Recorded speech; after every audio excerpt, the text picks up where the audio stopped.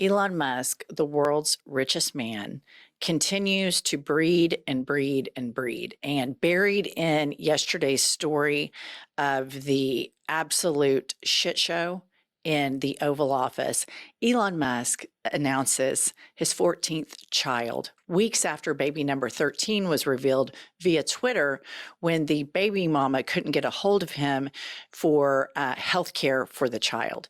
So just think about this. This guy's running around because he's got this weird idea of spreading his seed all over the world. And he's latched on to the MAGA party, the party of family values, Christian values, Judeo-Christian values. And this guy and Donald Trump, who I believe Elon Musk is the full-time nanny at Vladimir Putin's direction of Donald Trump.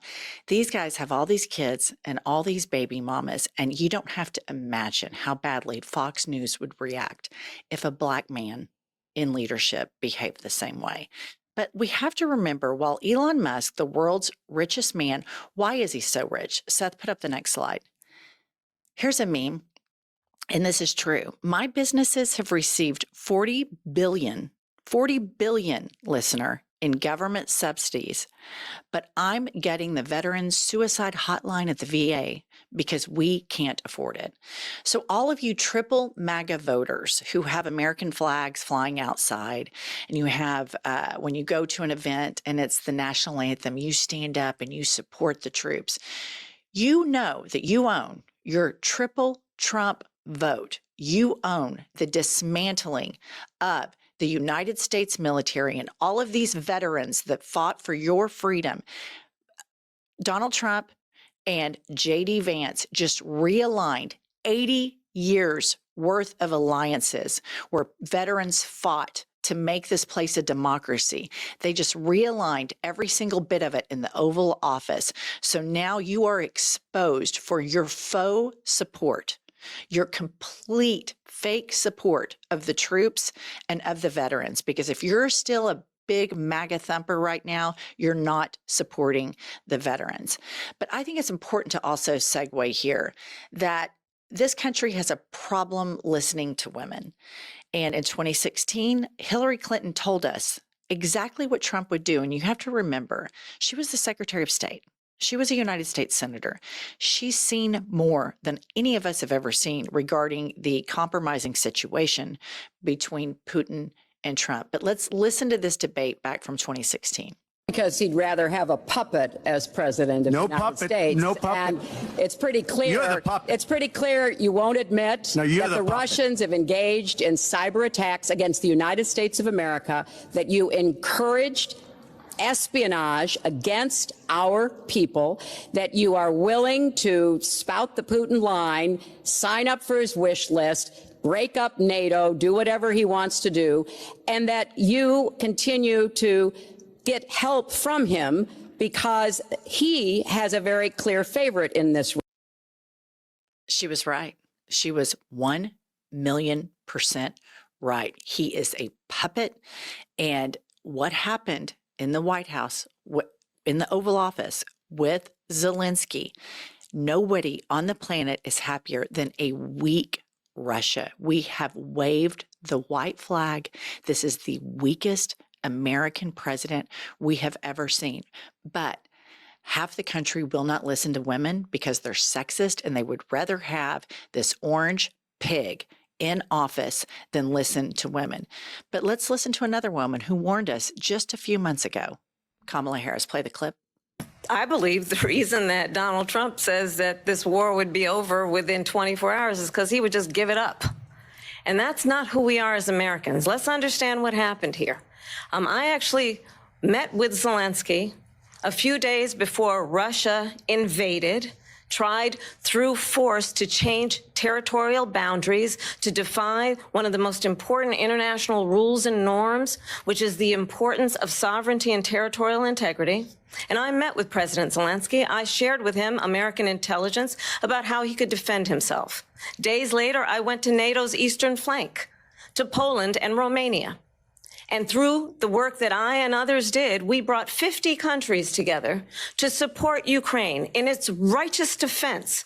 And because of our support, because of the air defense, the ammunition, the artillery, the javelins, the Abrams tanks that we have provided, Ukraine stands as an independent and free country. If Donald Trump were president, Putin would be sitting in Kyiv right now. And understand what that would mean, because Putin's agenda is not just about Ukraine. Understand why the European allies and our NATO allies are so thankful that you are no longer president, and that we understand the importance of the greatest military alliance the world has ever known, which is NATO, and what we have done to preserve the ability of Zelensky and the Ukrainians to fight for their independence. Otherwise, Putin would be sitting in Kyiv with his eyes on the rest of Europe, starting with Poland. And why don't you tell the 800,000 Polish Americans right here in Pennsylvania how quickly you would give up for the sake of favor and what you think is a friendship with what is known to be a dictator who would eat you for lunch. Vice President. I want her back. I mean, I just sit and watch that and you realize how competent, how knowledgeable she is, and how she articulates the dangers of this situation. And MAGA plays in these stupid little, you didn't wear a suit, you didn't say thank you. This is serious. Vladimir Putin has goals beyond Ukraine. And the only thing that has stopped him from doing this is the United States of America. He has a weak economy. His military is in tatters. And the United States just waved the white flag to this man because Kamala Harris is right and Putin is eating them for lunch, and Hillary Clinton was right. They are a puppet. They are a puppet for Vladimir Putin. But I want you to see, we've talked about this since long before the election, about how triple Trumpers, and when I say triple Trumpers, I'm talking about the people who voted for him 3 times, which all of us know these people.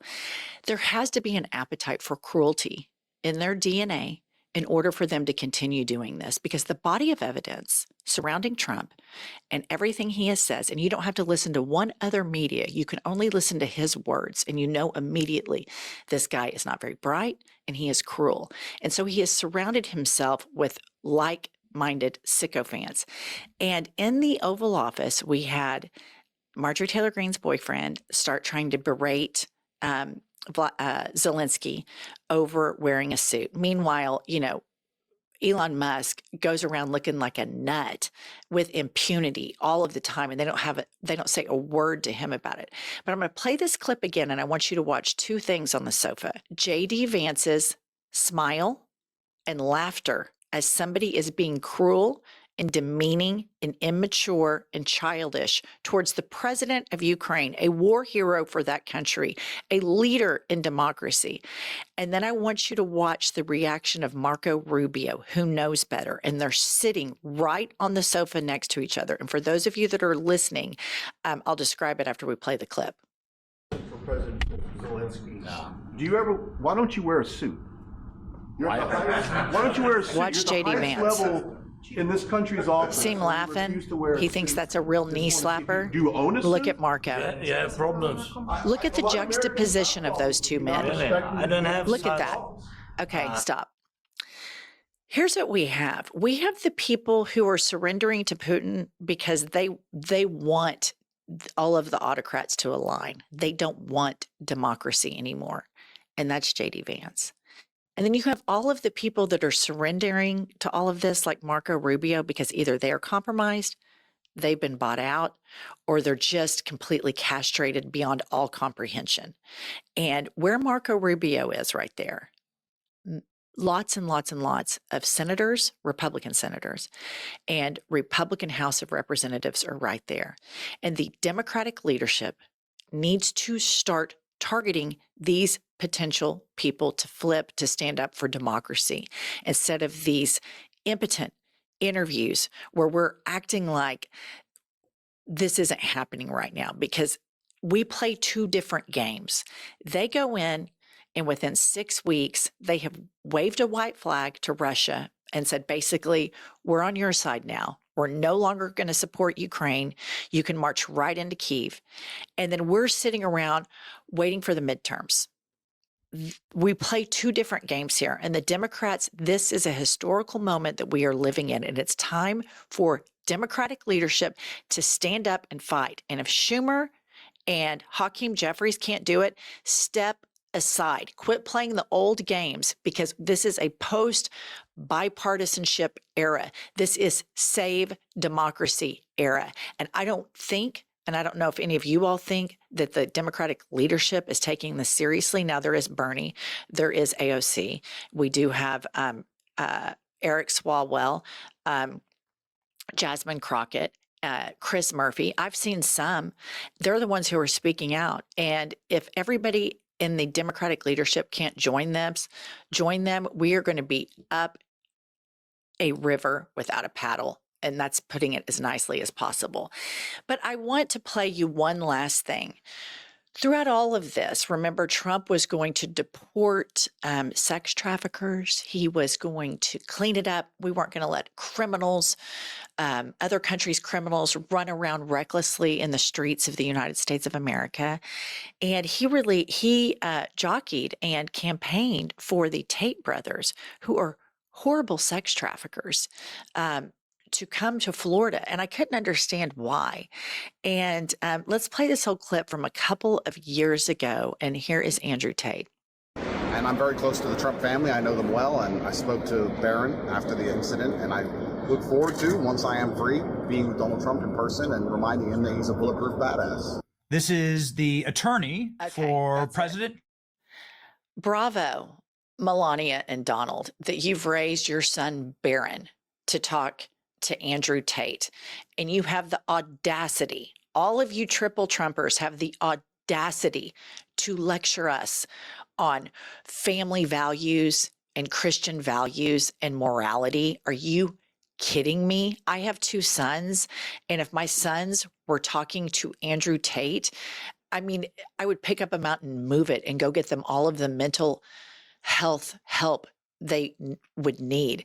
This is disgraceful, but of course it's a no-brainer. Donald Trump said in 2016, and none of these MAGA Christians gave a shit, that if you can grab a woman by the pussy and she'll let you if you're famous. So of course, the son of the man who says that, the son of the man who's an adjudicated rapist, talks to Andrew Tate. So is this a favor that he did for Barron to bring his favorite rapists to the United States of America? Give me a break. MAGA has been exposed for the complete hypocrites that they are, and this Trump administration are traitors, and they have waved a white flag to Russia, who is in a very, very weak position and should not have any negotiating power whatsoever.